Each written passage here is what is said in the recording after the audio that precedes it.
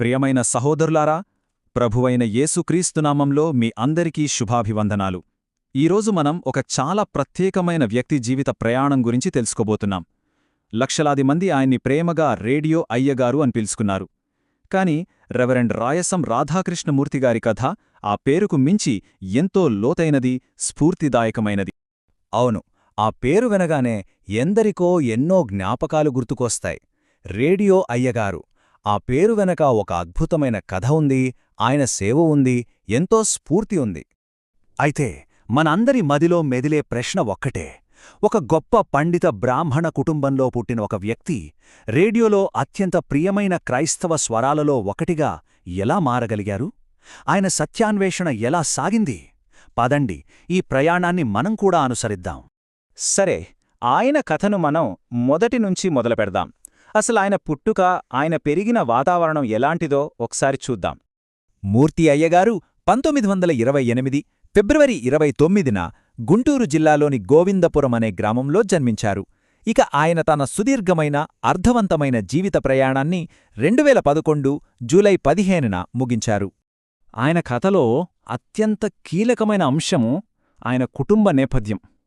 ఆయన పుట్టింది ఒక సాధారణ కుటుంబంలో కాదు, ఒక పండిత బ్రాహ్మణ కుటుంబం.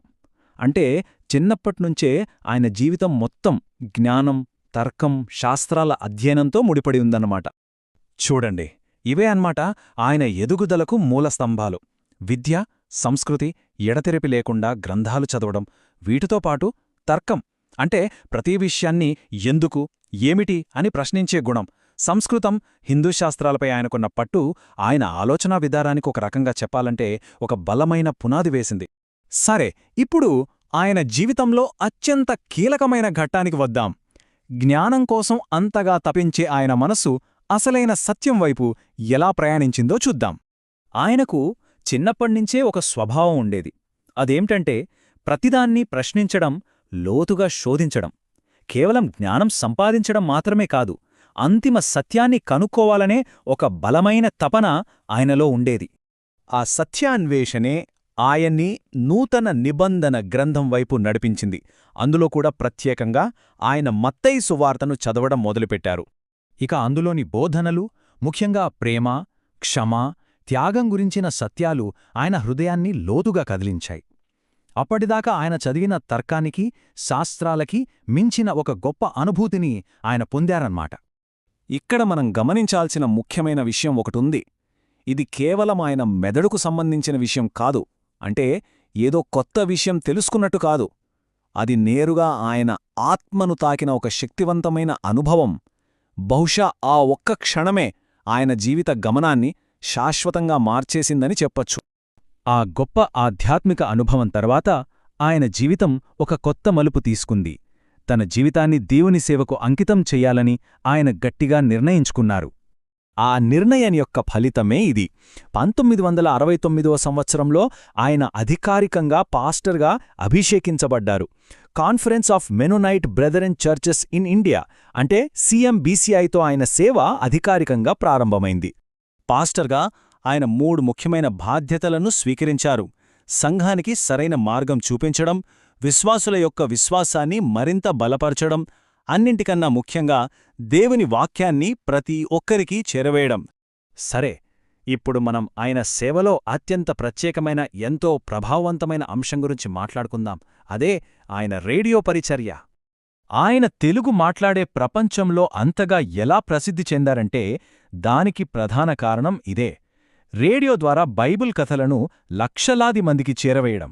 బహుశా ఆయన ఎలా రేడియో అయ్యగారు అయ్యారో మనకిప్పుడు అర్థమవుతోంది కదూ.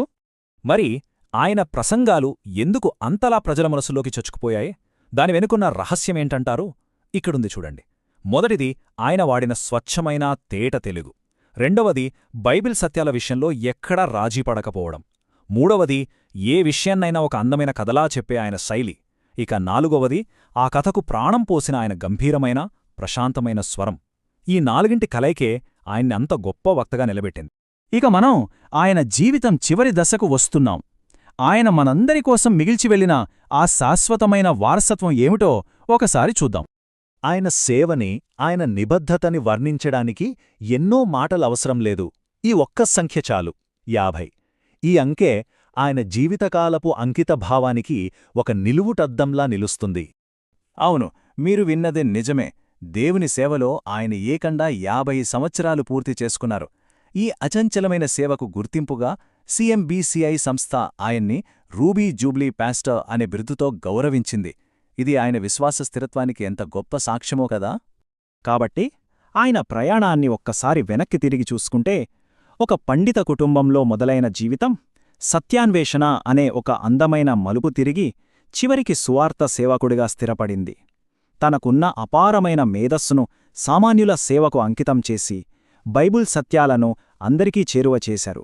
మొత్తం మీద చూస్తే ఆయన జీవితం మనందరికీ ఒకటే శక్తివంతమైన సందేశాన్ని ఇస్తోంది. అదేమిటంటే, సత్యాన్వేషణ అనేది నిజాయితీగా ఉంటే దేవుడు దానికి ఖచ్చితంగా జవాబిస్తాడు. ఈ మాటకు రెవరెండ్ మూర్తిగారి జీవితం కన్నా గొప్ప సాక్ష్యం మరొకటి ఉండదేమో. ఇంత గొప్ప జీవితం గడిపిన ఆయన మనకు ఎలాంటి వారసత్వాన్ని మిగిల్చి వెళ్లారు చూద్దాం. 2011 జులై 15 ఆ రోజు రెవరెండ్ మూర్తిగారు భౌతికంగా మన మధ్య లేరు. కాని నిజం చెప్పాలంటే ఆయన స్వరం, ఆయన బోధనలు, ఆయన చేసిన సేవ లక్షలాది మంది హృదయాల్లో ఇప్పటికీ జీవిస్తూనే ఉన్నాయి. ఒక్క మాటలో చెప్పాలంటే ఆయన వారసత్వమేంటి? 2 విభిన్న ప్రపంచాలను, అంటే పండిత నేపథ్యాన్ని, సువార్త సేవను కలిపిన ఒక గొప్ప దేవుని సేవకుడు. తన జీవితం ద్వారా తెలుగు ప్రజలకు బైబిల్ను దగ్గర చేసిన మహానుభావుడు. ఆయన జీవితం మొత్తం మనకు చెప్పే ఒకే ఒక గొప్ప సత్యముంది. అది ఇదే: సత్యాన్వేషణ నిజమైనదైతే దేవుడు దానికి సమాధానమిస్తాడు.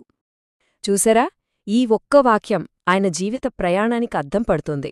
ఇంగ్లీష్లో చెప్పాలంటే, if the search for truth is genuine, God will provide an answer. ఇదే ఆయన జీవిత సందేశం. మరి ఈ కథ మనందర్నీ ఒక ప్రశ్నతో ముగిస్తుంది. మనలో నిజమైన సత్యాన్వేషణ మొదలైతే, అది మనల్ని ఊహించని గమ్యాలకు నడిపించినప్పుడు ఏం జరుగుతుంది? ఈనాటి ఈ విశ్లేషణ ఇంతటితో సమాప్తం. మరొక ముఖ్యమైన అంశంతో మళ్ళీ కలుద్దాం.